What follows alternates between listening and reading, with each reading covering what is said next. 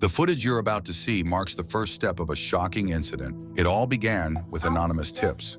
Police set out to investigate the home of a suspected criminal, and what happened next would change everything. On the evening of July 25, 2023, officers from the Rock Island Police Department went to the home of Sushi Staples after receiving an anonymous call. The tip was nothing short of mind-boggling. It claimed that a child had accidentally shot himself and that his lifeless body had been hidden inside the house for days. As you'll soon see, even the officers themselves admitted how bizarre and unbelievable this report sounded. Hi. Are you Miss Staples? Yes, how can I help you? So we got kind of a weird phone call. Do you know Latricia? No. No. I don't know anybody out here. The woman you see here, Sushi Staples, was 37 years old when the incident took place. Her story traces back to an early and difficult start to motherhood. It is said that she gave birth to her first child at only 15 years old, an event that would shape the course of her entire life. Some lady called DCFS. And, What? And kind of made some claims that you had a child that accidentally shot themselves? Absolutely not. No, it sounds crazy to me too. That's what... I am so sorry about this. My ex-husband, his new girlfriend, this broad is off the chain. I have went down to Rock Island and filed a police report on her. Okay. I have went and put a restraining order on her. What's her name? Her name is Tony. This girl is never in it. She has so many different Facebook pages she stalks me from. She has made up different names, called me from different numbers. I have changed my number, tried to do everything I can. Right. Unfortunately, I can never seem to get them served because they're always bouncing around in the Chicago area. Oh, okay. They're not even down here They're then? not even out here. And Okay. it's been a constant... Here we witness a very critical psychological shift. Faced with a serious accusation, Sushi Staples begins with firm denial. Then she quickly positions herself as the victim, claiming, "They're targeting me." And finally, she points directly to who she believes is responsible. "This was the work of my ex-husband's new girlfriend." This is a classic tactic of perception management. First, the reality of the event is denied. Then the sense of personal threat is magnified. And in the final step, a clear profile of an alleged perpetrator is drawn. In doing so, she may have been attempting to plant the idea in the minds of investigators that this was nothing more than a personal feud. Wait, have we been here before? No, you've never come to my house for anything. I've been here for 7 years and never had a problem in Rock Island. Yeah, I didn't know who you were. I work at Genesis Hospital. I'm a patient care tech. I'm a student at Eastern Iowa Community College. Okay. I have a business in Davenport. This girl has made threats towards me on Facebook, posting her gun up, saying that she's gonna come to my addy. It's just never ending. Right. So they made some allegation that you had a son and he shot himself. Sir, and he's in your basement. Come on now. You think... Look where I live. No, I get it. Just so I can check the box off, can I look in your basement real quick and I'll get out No, of here? you need a search warrant to do that. Okay. I'm sorry. I'm not about to have my rights violated because someone makes Uranus allegations like this. I know. Like I said, it sounded crazy to me too. I'm just up here seeing if, we have to investigate it, no matter how crazy it sounds. If you want to do that, I would suggest you go through the proper protocols. I'm not about to let some crazy woman who now has my husband make Uranus accusations like this and have my rights violated as a No, I get it. That's what That is not okay. I have 4 girls in here. That's what I'm just asking. I'm not 4 children. I'm not trying to blame anything on you. I'm not saying this is true. I was just asking. Okay. This is nuts. That's all it is. Okay. I have 4 children. Her in here. ex-husband's new girlfriend's been causing her issues. She thinks that's who it is. Ongoing. She's been harassing my job, harassing my place of business, harassing my children. I'm sick of it. Okay. I've tried to get a restraining order against her, tried to get one against him. It's never ending. I cannot have any peace where I live. And you guys only have girls? Yes. Okay. I have 4. Do you want to see them? No. They said it was a son. I was just curious if that's even true. It's not. Okay. It's a never-ending story with these two. I get it. Like I said, I'm not trying to bother you or anything, but we get a call, no matter how crazy it sounds, we still got to come up and see if there's any truth. And this is crazy. It is. This is very crazy. Okay. I have been living here for 6 years. My neighbors have never had a complaint. Don't you think if my neighbors would have heard something like that, they would have made a call or said something to somebody? I would believe so, yeah. Just think about it. It don't make no kind of sense. This girl is psycho. Okay. She's harassed my job. Do you know her phone number by chance? No, I don't. Okay. I don't know her phone number. Okay. All right. Well, sorry to bother you. Okay. It's like I said, we get a call. We gotta show up. They gonna get to the point now where they don't have my phone number, so they emailing me. Okay, I have spam emails here from these people. I'm gonna go down here. The last one I got was, let me see. Is it have a name on it? Yes, it has his name on it. I have to go here. This is the last one I have. And this gotten to the point where they're emailing me because they don't have a contact phone number on me. Right. This is how bad the harassers got. Okay. But until I can get Rock Island to Cook County to serve them and actually find an address on them, Right. that's going to be a problem. I'll, So they keep having me come back to court until I can get an address on them. I'll add some notes just in the call that I was here, and that it's a harassment thing, so we don't have to keep coming up here. And Thank you.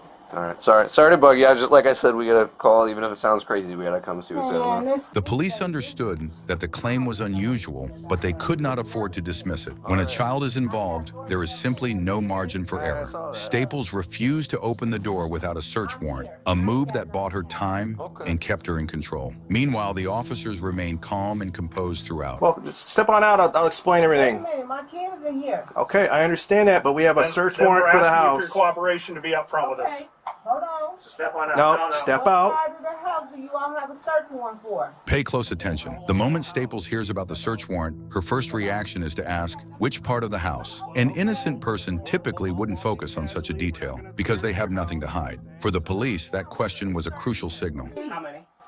4. And where at in the house? They're upstairs. I just made them go upstairs. I don't want to scare my kids. Can we just calm These down? officers are gonna walk in there with you, and I got a copy of the warrant right here for you, honey. Can I see the warrant, please? And I can call my Once we get lawyer. everything secured here. Can I see the warrant before we walk any further? Just, I'm calm. we have a valid search warrant, so I understand, but you haven't let me see it yet, and you're walking through my house. it's right here.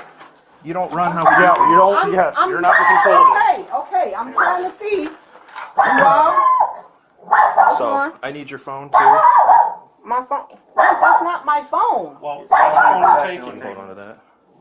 So Okay. which rooms are your kids in? Obviously not. They're cooperative. upstairs. I am very cooperative. I'm not fighting You're fine, honey. anybody. You're fine. The moment the officers step inside the house, the tension in the air is immediately felt. Without wasting any time, they head straight to the basement, the location pointed out in the tip. 2 officers enter the boiler room and carefully examine the area. They begin by tapping lightly on the metal surface. The first search starts exactly where the report indicated. Meanwhile, Staples sits in a chair in her kitchen, speaking with the officers. She has not yet been arrested. It isn't a formal interrogation, but the questions are clear and direct. The police try to persuade her to cooperate. At the same time, while this conversation unfolds in the kitchen, other officers continue to quietly sweep through the house. In the children's room, one officer notices a Spider-Man curtain hanging on the window, an unusual detail for a girl's bedroom. It leaves a small but striking question mark in his mind. Another officer searches through documents in Staples' bedroom, looking for clues. Outside, one examines the soil and the surroundings of the yard. Every corner of the house is inspected, slowly but systematically. With each step, the officers draw a little closer to uncovering the truth.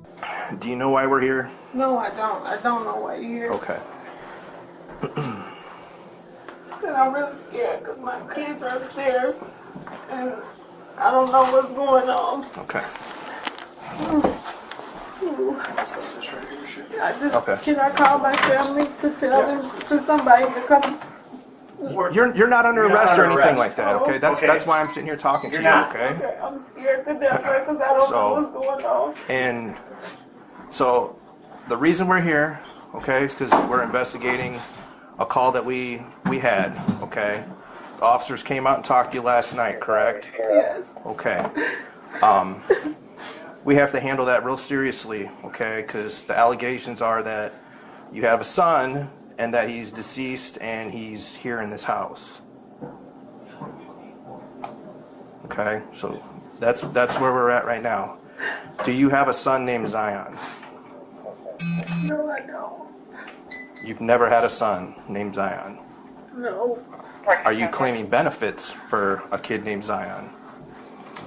No. I haven't gotten any benefits for anyone.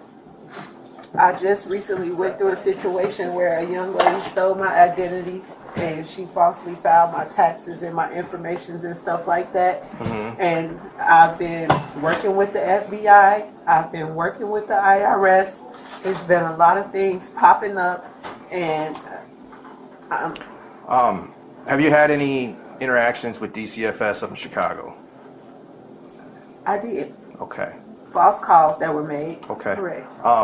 One of the calls from 2021, DCFS came out to your residence in Chicago, and there was a Zion Staples there. The officers bring up her past records, but the woman stays completely silent. She doesn't say yes. She doesn't say no. Just a vague, almost unreadable nod. So what does that really mean? Why would an innocent person refuse to answer a question like this? Or could it be that she's hiding something? And what about you? If you were in the officer's shoes at that very moment, how would that silence make you feel? Share your thoughts in the comments, because what's about to happen will reveal just how important this question truly is. And they were there. So you're saying there was a attending kid the party. in your apartment that was not your kid, named Zion. I didn't say his name was Staples. Zion. No. Well, somewhere here, we've got to clear this up with this Zion Yes. Staples. Yes, and Benefits, listen to it. Benefits being put in his name that you're receiving from. I haven't And received then, any benefits. and then also involved in this. I haven't received any benefits. That's what I'm telling you. Well, it's Someone understated. has stolen my identity. I have proof of that. If you go in my phone, you'll be able to see the messages between me and the FBI agent in Milwaukee. So But this is separate from that with the DCFS call. because somebody is obviously claiming benefits and getting No, probably getting food no, stamps So, or but something. they're That's getting separate. food stamps for your 4 daughters and Zion. And I've been having a hard time with that because I can't get any because of that, and I've been working on it. Okay, are we going to find anything in your house that has Zion's name on it? Birth certificate, social security card, or anything like that? Nope. Well, because we're seizing your phone, okay? I understand you're seizing So- it, but that's like, I should be able to at least call my lawyer still. I shouldn't be held in my own house and not be able to call my counsel. Well, are you requesting a lawyer right now? Because if you request a lawyer right now, we're done talking. And then what? You're going to arrest me? I don't know what we're going to do. We're going to search your We're going to house. search his house upside and down. When the officers tell her, "We're going to search every part of your house," the change in her expression is unmistakable. Somewhere here, we need to get to the bottom of this Zion thing. I can't And help this it is when coming people from call. other. This is coming from other people. This is I getting can't help it mentioned. Because when look, people this- call and make look- allegations against me. People do this Okay. every day out of Look, spite. look- And I possibly had some visitors. It was probably the summertime. So where and I would had where would they people get the that name come over. Zion Where would they come up with Staples? Zion Staples? I don't And know. it be your People son. make it up all the time. People make it up all the time. But see, DCFS does not come into your home and say, "Okay, have the neighbors over and let's do all this personal stuff that affects you and your family in front of all these other people." They did. They do it with you. They did. And they do it Oh. with your family. They did, though. They very much did that. That doesn't make a lot of sense. If you are claiming people back and forth amongst family members to get bigger returns, our biggest concern is that we can have somebody with law enforcement say, "This is Zion, this is what's going on, and he is fine." Because right now, we have a person that exists, but we can't lay eyes on him, and it's a child. Okay, that's what they're is saying. that noise? It's just No, it's it's- the beeping. So that's what we're looking at. So if this is what's going on, if you have a cousin, a sister, a brother-in-law, a friend, or whatever claiming kids, or you're claiming them on the app and you guys are splitting some extra money, I get that. The biggest concern that we have here is that we need to make sure that this kid is safe. And in the time since the officer was here last night and the time that an officer had called you back in June, that we can say, "Nope, she's totally clear. There's nobody here. There's nobody here." And arrest. As the officers discuss possible claims of children being transferred within the family to receive extra benefits, one of them discovered a birth certificate in the woman's bedroom. Birth certificate? What is that? It's birth certificate. For Zion Staples. Zion Staples.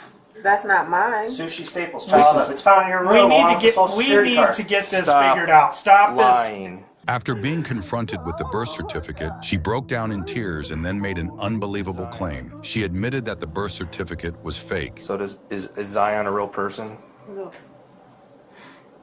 I can't call a lawyer and let them know you are here. I can't call a lawyer to come here to my house while I'm being questioned by you. If you want an attorney right now, we can we'll just be done. We'll be done. All right. But the investigation continues. Okay. Okay. Go and turn around for me. Oh, no. I'm going to jail? What am I going to jail for? What have I done? You just admitted to fraud. So now you're going to railroad me on fraud? Railroad you what? We're trying to figure out where your kid is. My kid. You're saying that he doesn't This exist. man, my kid.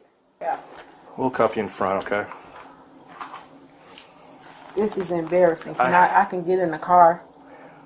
Do you got to We take have- my dignity away and put me in cuffs? We're not gonna. What you see in this scene is truly thought-provoking. There is no child in sight, yet there are rumors of his death. The woman insists that none of it is real, and at that moment, her only concern is that her neighbors might see her in handcuffs. Sometimes what a person chooses to prioritize reveals who they really are. So ask yourself, what would be the first thing on your mind in a situation like this? That is exactly what this moment makes me question. After the officers place the woman under arrest and put her in the patrol car, they begin searching every corner of the house. Minutes of silence pass before movement stirs in the garage. One officer approaches a suspicious trash bin in the corner. The moment he lifts the lid, his expression changes instantly. You realize right away what's inside is anything but ordinary. The look on his face shows that what he saw was far too heavy to put into words. And right there, the darkest and most chilling side of the case comes to light. When Zion's lifeless body was found inside that garbage bin, wrapped in plastic and doused with perfume to mask the smell, the Rock Island Police Department immediately treated the house as a crime scene. The area was sealed off with police tape. All entry and exit points were secured. Crime scene investigators began a meticulous search, starting in the garage and moving through every part of the house. Evidence was photographed, traces were documented. The sight inside the bin was so horrific that even seasoned detectives had to step outside for air. Zion's body was carefully removed, placed into the coroner's vehicle,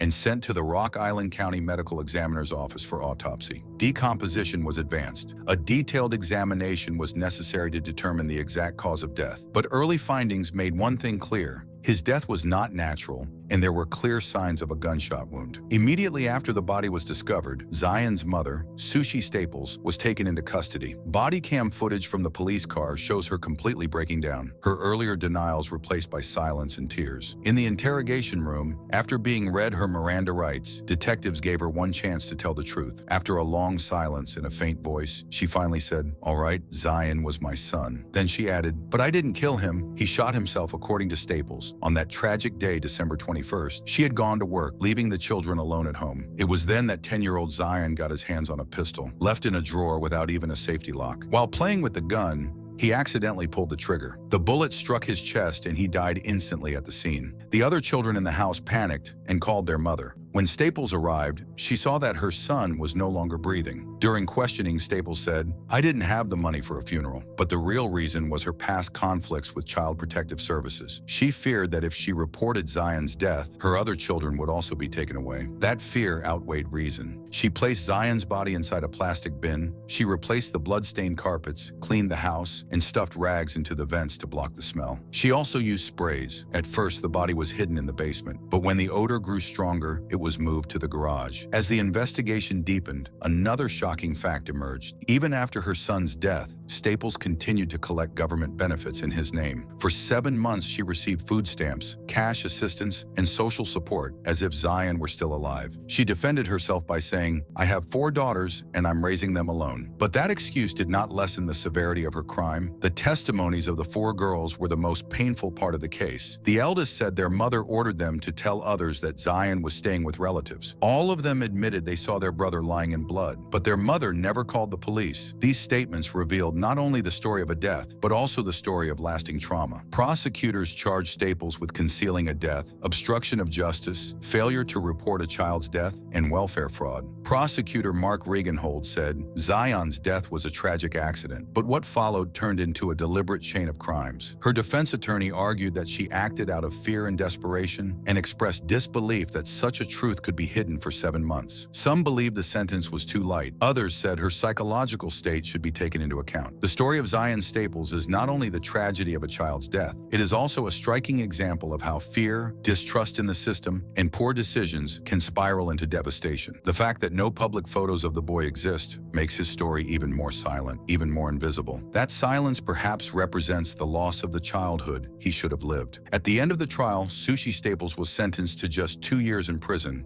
including charges of causing death by neglect. She was released on parole after serving about 1 year. This outcome raised questions about how Zion's name was weighed on the scales of justice, leaving behind only unanswered questions, a silenced childhood, and a heavy burden of conscience. Until we meet again in a new story, stay safe.